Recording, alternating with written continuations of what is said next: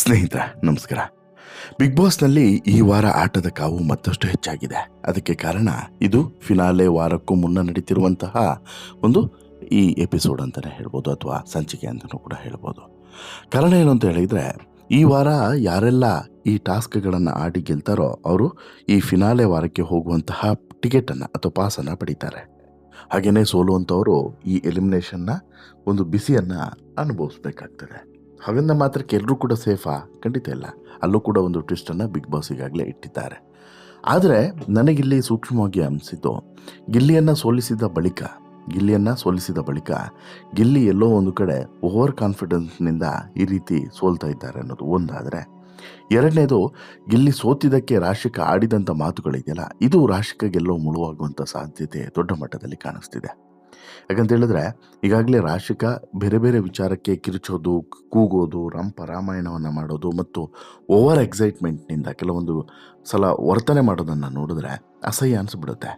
ಹಾಗೆಯೇ ಇಲ್ಲೂ ಕೂಡ ಈ ಗಿಲ್ಲಿ ಸೋತಿದ್ದನ್ನೇ ಒಂದು ನೆಪ ಮಾಡಿಕೊಂಡಂತಹ ರಾಶಿಕಾ ಯಾವುದೇ ವಿಚಾರವನ್ನು ತಂದು ಇನ್ಯಾವುದಕ್ಕೂ ತುರುಕಿ ಗಿಲ್ಲಿಯನ್ನು ಅವಮಾನಿಸುವಂಥ ಕೆಲಸವನ್ನು ಮಾಡಿದ್ದು, ಹೀಯಾಳಿಸುವಂಥ ಕೆಲಸವನ್ನು ಮಾಡಿದ್ದು, ಎಲ್ಲೋ ಒಂದು ಕಡೆ ರಾಶಿಕಾಗೆ ಈ ವಾರ ಕಾಸ್ಟ್ಲಿ ಆಗುವಂಥ ಚಾನ್ಸಸ್ಸು ದೊಡ್ಡ ಮಟ್ಟದಲ್ಲೇ ಇದೆ. ಯಾಕೆ ಹೇಳ್ತೀನಿ. ಅದಕ್ಕಿಂತ ಮುಂಚೆ ನೀವಿನ್ನೂ ಕೂಡ ನಮ್ಮ ಚಾನಲನ್ನು ಸಬ್ಸ್ಕ್ರೈಬ್ ಮಾಡಿಲ್ಲ ಅಂದರೆ ದಯವಿಟ್ಟು ಕೂಡಲೇ ಸಬ್ಸ್ಕ್ರೈಬ್ ಮಾಡಿ ಸ್ನೇಹಿತರೆ. ನೋಡಿ, ಬಿಗ್ ಬಾಸ್ ಫಿನಾಲೆ ಸಮೀಪಿಸ್ತಿದ್ದಂತೆ ಬಿಗ್ ಬಾಸ್ನ ಸ್ಪರ್ಧಿಗಳ ಮಧ್ಯೆ ಪೈಪೋಟಿ ಜೋರಾಗಿದೆ. ಎಲ್ಲರದ್ದು ಕೂಡ ಟಾರ್ಗೆಟ್ ಒಂದೇ, ಫಿನಾಲೆಗೆ ಹೋಗಬೇಕು, ಫಿನಾಲೆಯಲ್ಲಿ ಟ್ರೋಫಿಯನ್ನು ಗೆಲ್ಲಬೇಕು. ಇದು ಇವರೆಲ್ಲರ ಒನ್ಲೈನ್ ಅಜೆಂಡಾ. ಇದಕ್ಕೋಸ್ಕರ ನಾನಾ ಪ್ರಯತ್ನಗಳನ್ನು ಮಾಡ್ತಾ ಇದ್ದಾರೆ. ಈ ಪ್ರಯತ್ನಗಳಲ್ಲಿ ಕೆಲವರು ಯಶಸ್ವಿ ಆಗ್ತಿದ್ದಾರೆ, ಕೆಲವರು ಆರಂಭದಲ್ಲಿ ಎಡುತ್ತಿದ್ದಾರೆ, ಎಲ್ಲದೂ ಕೂಡ ಆಗ್ತಿದೆ. ಆದರೆ ಬಿಗ್ ಬಾಸ್ ಮನೆಯಲ್ಲಿರುವಂತಹ ಅಷ್ಟೂ ಜನ ಸದಸ್ಯರದು ಟಾರ್ಗೆಟ್ ಒಂದೇ ಆಗಿರುವಾಗ, ಆ ಟಾರ್ಗೆಟನ್ನು ಗೆಲ್ಲೋದಕ್ಕೆ ಅಥವಾ ಅಚೀವ್ ಮಾಡೋದಕ್ಕೆ ಏನೆಲ್ಲ ಮಾಡಬೇಕು ಆ ಪ್ರಯತ್ನಗಳನ್ನು ಕೂಡ ಮಾಡ್ತಾ ಇದ್ದಾರೆ. ಈ ಪ್ರಯತ್ನಗಳನ್ನು ಮಾಡ್ತಿರುವಂಥ ಸಂದರ್ಭದಲ್ಲಿ ಅಲ್ಲಲ್ಲಿ ಕೆಲವರು ಕೂಡ ಎಡುತ್ತಿದ್ದಾರೆ. ಅದಕ್ಕೆ ಪೂರಕವಾಗಿ ಬಿಗ್ ಬಾಸ್ ಕೂಡ ಟ್ವಿಸ್ಟ್ ಮೇಲೆ ಟ್ವಿಸ್ಟನ್ನು ಕೊಡ್ತಾ ಇದ್ದಾರೆ. ಇನ್ನು ಈಗಾಗಲೇ big boss ticket to finale ಎನ್ನುವಂತಹ ಒಂದು ಟಾಸ್ಕನ್ನು ಕೊಟ್ಟಿದ್ದಾರೆ ಈ ವಾರಕ್ಕೆ. ಈ ಟಾಸ್ಕ್ನಲ್ಲಿ ಗೆಲ್ಲುವವರು ಫಿನಾಲೆಯ ಟಿಕೆಟ್ನ ಓಟಕ್ಕೆ ಆಯ್ಕೆ ಆಗ್ತಾರೆ. ಧನುಷ್ ಕ್ಯಾಪ್ಟನ್ ಆದಂಥ ಕಾರಣಕ್ಕೆ ಈಗಾಗಲೇ ಓಟಕ್ಕೆ ಅರ್ಹತೆಯನ್ನು ಪಡೆದುಕೊಂಡಿದ್ದಾರೆ. ಹೀಗಾಗಿ ಧನುಷ್ ಅವ್ರಿಗೆ ಬಿಗ್ ಬಾಸ್ ಒಂದು ಟ್ವಿಸ್ಟನ್ನು ಆರಂಭದಲ್ಲೇ ಕೊಡ್ತಾರೆ. ಒಬ್ಬರನ್ನ ಟಾಸ್ಕ್ನಿಂದ ನೀವು ಹೊರಗಿಡಬೇಕು, ಯಾರನ್ನು ಆಯ್ಕೆ ಮಾಡ್ತೀರಿ ಅಂತೇಳಿ ಕೇಳಿದಾಗ ಅವರು ಧ್ರುವಂತ್ ಅವರ ಹೆಸರನ್ನು ತೆಗೆದುಕೊಳ್ತಾರೆ. ಆ ಬಳಿಕ ಧ್ರುವಂತ್ಗೂ ಕೂಡ ಮತ್ತೊಂದು ಟ್ವಿಸ್ಟನ್ನು ಕೊಡ್ತಾರೆ ಬಿಗ್ ಬಾಸ್. ಧ್ರುವಂತ್ ಅವರು ತಮ್ಮನ್ನು ತಾವು ಸಮರ್ಥರು ಅಂತ ಹೇಳಿ ಸಾಬೀತು ಮಾಡಿಕೊಳ್ಳೋದಕ್ಕೆ ಮತ್ತು ಅವಕಾಶವನ್ನು ಪಡೆದುಕೊಳ್ಳೋದಕ್ಕೆ ಮತ್ತೊಂದು ಅವಕಾಶವನ್ನು ಕೊಡ್ತಾರೆ. ಗಿಲ್ಲಿಯನ್ನು ಎದುರಾಳಿಯಾಗಿ ಮಾಡಿಕೊಂಡು ಆಟವಾಡ್ತಾರೆ ಧ್ರುವಂತ್. ಆ ಸಂದರ್ಭದಲ್ಲಿ ಗಿಲ್ಲಿ ಒಂದು ಚಿಕ್ಕ ಅಂತರದಲ್ಲಿ ಸೋಲ್ತಾರೆ. ಸೋದಟ್ಟು ಇಲ್ಲಿ ಈ ಧ್ರುವಂತು ಆಟವನ್ನು ಗೆಲ್ತಾರೆ. ಗಿಲ್ಲಿ ಆರಂಭದಲ್ಲಿ ಚೆನ್ನಾಗಿ ಆಟವಾಡಿದರೂ ಕೂಡ ನಂತರ ಧನುಷು ಇಲ್ಲಿ ಎಲ್ಲೋ ಒಂದು ಕಡೆ ತಪ್ಪು ಲೆಕ್ಕಾಚಾರವನ್ನು ಹಾಕಿದ್ರು ಅನ್ನೋದು ಪ್ರೂವ್ ಮಾಡ್ತಾರೆ ಧ್ರುವಂತು. ಸೋದಟ್ಟು ಧ್ರುವಂತು ಗಿಲ್ಲಿಯನ್ನು ಸೋಲಿಸಿ ಟಾಪ್ 6 ಯಾರ್ಯಾರು ಫಿನಾಲೆಗೆ ಹೋಗ್ತಾರೋ ಟಾಪ್ 6 ಅವರ ಈ ಒಂದು ಫೋಟೋಲ್ಲಿ ಧ್ರುವಂತ್ ಫೋಟೋನು ಕೂಡ ಬಂದು ಬೀಳ್ತದೆ. ಸೋದಟ್ಟು ಗಿಲ್ಲಿ ಈ ಆಟದಿಂದ ಔಟ್ ಆಗ್ತಾರೆ, ಹೊರಗಡೆ ಉಳಿಬೇಕಾಗ್ತದೆ. ಆರಂಭದಲ್ಲಿಯೇ ಬಿಗ್ ಬಾಸ್ ಧನುಷ್ ಅವರಿಗೆ ಒಂದು ಟ್ವಿಸ್ಟನ್ನು ಕೊಟ್ಟಿದ್ದು, ಮನೆಯ ಕ್ಯಾಪ್ಟನ್ ಧನುಷ್ ಅವರು ಒಬ್ಬರನ್ನು ಟಿಕೆಟ್ ಟು ಟಾಪ್ 6 ಆಟದಿಂದ ಹೊರಗಡೆ ಇಡಬೇಕು ಅಂತೇಳಿ ಸೂಚಿಸಿತ್ತು. ಆಗ ಧ್ರುವಂತನ್ನು ಆಯ್ಕೆ ಮಾಡಿಕೊಂಡಿದ್ದು, ತಾವು ಸಮರ್ಥನಂತೇಳಿ ಸಾಬೀತು ಮಾಡಿಕೊಳ್ಳೋದಕ್ಕೆ ಒಂದು ಅವಕಾಶವನ್ನು ಕೊಟ್ಟಿದ್ದು. ಇವೆಲ್ಲವೂ ಕೂಡ ಆನ್ಲೈನ್ ಸ್ಟೋರಿ. ಆದರೆ ಇದಾದ ಬಳಿಕ ಗಿಲ್ಲಿ ಸೋಲ್ತಾರಲ್ವ, ಸೋತ ಬಳಿಕ ಆಗಿದ್ದೇ ಬೇರೆ ರೀತಿ.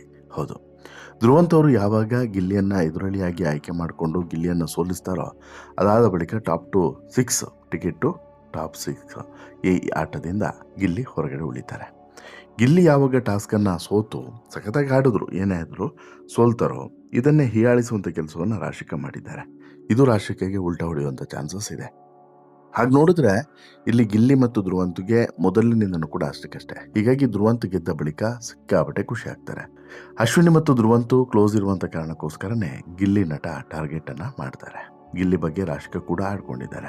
ಟಾಸ್ಕ್ ಸೋತು ತುಂಬ ಸಮಯ ಆಗಿತ್ತು. ಈ ವೇಳೆ ರಕ್ಷಿತಾ ಹಾಗೂ ರಾಶಿಕಾ ಮಧ್ಯೆ ಜಗಳ ನಡೀತಾ ಇತ್ತು. ರಘು ಮಧ್ಯೆ ಆಡುವಂಥ ಪ್ರಯತ್ನದಲ್ಲಿ ರಕ್ಷಿತಾ ಇದ್ರು. ಆದರೆ ರಕ್ಷಿತಾ ಜೊತೆಗೆ ಆಡೋದಕ್ಕೆ ರಾಶಿಕಾಗೆ ಇಷ್ಟ ಇರಲಿಲ್ಲ. ರಕ್ಷಿತಾ ಜೊತೆಗೆ ಜಗಳ ಆಡುವಾಗ ಗಿಲ್ಲಿ ಅವರನ್ನು ರಕ್ಷಿತಾ ಪರ ನಿಲ್ತಾರೆ. ಆ ವೇಳೆ ರಾಶಿಕಾ ಸಿಟ್ಟಿಗೆಳ್ತಾರೆ. ಈ ವೇಳೆ ಗಿಲ್ಲಿಗೆ ಕೌಂಟರನ್ನು ಕೂಡ ಕೊಡ್ತಾರೆ. ಟಾಸ್ಕ್ ಆಡೋಕ್ಕೆ ಬರಲ್ಲ ನನಗೆ, ನಿನ್ನ ವ್ಯಕ್ತಿತ್ವ ಕೆಟ್ಟದಾಗಿದ್ದಕ್ಕೆ ಈ ಥರ ಬಂದು ಕೂತಿದೀಯಾ ಅಂತಲೂ ಕೂಡ ವೈಯಕ್ತಿಕವಾಗಿ ವಾಗ್ದಾಳಿಯನ್ನು ನಡೆಸ್ತಾರೆ ಗಿಲ್ಲಿ ಮೇಲೆ. ಗಿಲ್ಲಿ ಕೂಡ ಟಾಸ್ಕ್ನಲ್ಲಿ ಗೆದ್ದು ತೋರಿಸು ಅಂತ ಹೇಳ್ಬಿಟ್ಟು ರಾಶಿಕಾಗೆ ನೇರವಾಗಿ ಹೇಳ್ತಾರೆ. ಸೊ ದಟ್ ಮುಂದೆ ರಾಶಿಕಾ ಟೀಮ್ ಕೂಡ ಸೋಲ್ತದೆ. ಬಟ್ ಅನಿವಾರ್ಯವಾಗಿ ರಕ್ಷಿತನನ್ನು ಹೊರಗಡೆ ಇಡ್ತಾರೆ. ರಘು ಮತ್ತು ಈ ರಾಶಿಕಾ ಒಳಗಡೆ ಕೂರುತ್ತಾರೆ, ಸೇಫ್ ಆಗಿರ್ತಾರೆ. ಬಟ್ ಇಲ್ಲಿ ರಕ್ಷಿತಾ ಬಲಿಕ ಬಕ್ರ ಆಗಿಬಿಡ್ತಾರೆ. ಬಟ್ ನಾನಿಲ್ಲಿ ಹೇಳುವಂಥದ್ದು ರಾಶಿಕಾ ಬಗ್ಗೆ. ರಾಶಿಕಾ ಎಲ್ಲೋ ಒಂದು ಕಡೆ ಆಕೆನೂ ಕೂಡ ಈಗ ಸೋತಿರೋದ್ರಿಂದ ಈಕೆ ಸೋಲೋದಕ್ಕಿಂತ ಮುನ್ನ ಗಿಲ್ಲಿಗೆ ಆಡಿದಂಥ ಮಾತನ್ನು ಈಗ ಗಿಲ್ಲಿ ರಿಟರ್ನ್ ಕೊಟ್ಟ ಅಂತ ಹೇಳಿದ್ರೆ ಏನಾಗುತ್ತೆ? ಒಂದು. ಎರಡನೇದು, ಇದು ತುಂಬ ಇಂಪಾರ್ಟೆಂಟ್ ಟೈಮ್. ಈ ಟೈಮ್ನಲ್ಲಿ ಯಾರು ಏನು ಮಾತನಾಡ್ತಾರೆ, ಅದು ಯಾವ ರೀತಿ ಹೊರಗಡೆ ಪೊರ್ಟ್ರೇಟ್ ಆಗುತ್ತೆ ಅನ್ನೋದು ಬಹುಶಃ ರಾಶಿಕಾಗೆ ಈಗ ಅರ್ಥ ಆಗಲಿಕ್ಕಿಲ್ಲ. ಆಕೆ ಎಲಿಮಿನೇಷನ್ ಆಗಿ ಹೊರಗಡೆ ಹೋಗುವಂಥ ಸಂದರ್ಭದಲ್ಲಿ ಅರ್ಥ ಆಗುತ್ತೆ. ಯಾಕಂತ ಹೇಳಿದ್ರೆ ಈ ವಾರ ಒಬ್ಬರಲ್ಲ, ಇಬ್ಬರು ಹೊರಗಡೆ ಹೋಗ್ತಾ ಇದ್ದಾರೆ. ಈ ವಾರ ಇಬ್ಬರು ಹೊರಗಡೆ ಹೋಗೋದ್ರಿಂದ ಮತ್ತೆ ಸಮಸ್ಯೆಗಳು ಹೆಚ್ಚಾಗೋದ್ರಲ್ಲಿ ಡೌಟ್ ಇಲ್ಲ. ಯಾಕಂತ ಹೇಳಿದ್ರೆ ಈ ಇಬ್ಬರಲ್ಲಿ ರಾಶಿಕಾನು ಕೂಡ ಒಬ್ಬರಾಗಿರ್ಬೋದು ಅನ್ನೋದು ಕೆಲವರ ಲೆಕ್ಕಾಚಾರ. ರಾಶಿಕಾ ಇಲ್ಲಿವರೆಗೆ ಬಂದಿದ್ದು ಮತ್ತು ಈಗ ಆಡ್ತಿರೋದು, ಇದುವರೆಗೆ ಆಟ ಆಡಿರೋದು ಏನು ಎಂತ ಅಂತ ಹೇಳಿಬಿಟ್ಟು ನಿಮಗೆಲ್ಲ ಗೊತ್ತಿರುವಂಥದ್ದು, ಅದನ್ನು ಬಾಯಿ ಬಿಟ್ಟು ಹೇಳಬೇಕಾಗಿಲ್ಲ. ಈ ಹಂತದಲ್ಲಿ ರಾಶಿಕಾ ಎಲ್ಲಾದರೂ ಮತ್ತೆ ಆ ಎಡವಟ್ಟನ್ನು ಮಾಡಿದ್ರೆ ಬಹುಶಃ ರಾಶಿಕೆಗೆ ಮನೆದಾರಿ ತೋರಿಸೋದು ಪಕ್ಕ. ಈಗಾಗಲೇ ಗಿಲ್ಲಿ ಬಗ್ಗೆ ಮತ್ತು ಈ ರಕ್ಷಿತಾ ಬಗ್ಗೆ ಆಡಿರುವಂಥ ಮಾತಿನ ಬಗ್ಗೆ ಸಾಕಷ್ಟು ಜನರಿಗೆ ಬೇಸರ ಇದೆ ರಾಶಿಕಾ ಬಗ್ಗೆ. ಹೀಗಾಗಿ ಇದೇ ಕಾಸ್ಟ್ಲಿ ಆದರೂ ಕೂಡ ಅಚ್ಚರಿ ಇಲ್ಲ. ಇನ್ನೂ ಕಾಸ್ಟ್ಲಿ ಆಗುವಂತಹ ಏನಾದರೂ ಕೆಲಸವನ್ನು ಮಾಡಿದ್ರೆ ಮನೆಗೆ ಹೋಗೋದ್ರಲ್ಲಿ ಡೌಟೇ ಇಲ್ಲ ಅನ್ನೋದ್ರಲ್ಲಿ ಎರಡನೇ ಮಾತೇ ಇಲ್ಲ. ನಿಮಗೇನಿಸುತ್ತೆ ಸ್ನೇಹಿತರೆ ರಾಶಿಕಾ ಅವರ ವರ್ತನೆ ಬಗ್ಗೆ, ರಾಶಿಕಾ ಆಡ್ತಿರುವಂಥ ರೀತಿಯ ಬಗ್ಗೆ, ರಾಶಿಕಾ ತೋರಿಸ್ತಿರುವಂತಹ ಓವರ್ ಕಾನ್ಫಿಡೆನ್ಸ್ನ ಬಗ್ಗೆ, ನಾಲಿಗೆ ಹರಿಬಿಡ್ತಿರೋದ್ರ ಬಗ್ಗೆ ನಿಮ್ಮ ಅಭಿಪ್ರಾಯವನ್ನು ದಯವಿಟ್ಟು ಕಮೆಂಟ್ ಮಾಡಿ ತಿಳಿಸಿ. ಜೊತೆಗೆ ಈ ಸ್ಟೋರಿ ಇಷ್ಟ ಆಯಿತು ಅಂತ ಹೇಳಿದ್ರೆ ಲೈಕ್ ಮಾಡಿ, ಶೇರ್ ಮಾಡಿ, ಚಾನಲ್ಗೆ ಸಬ್ಸ್ಕ್ರೈಬ್ ಆಗೋದನ್ನು ಮರಿಬೇಡಿ. ಧನ್ಯವಾದ.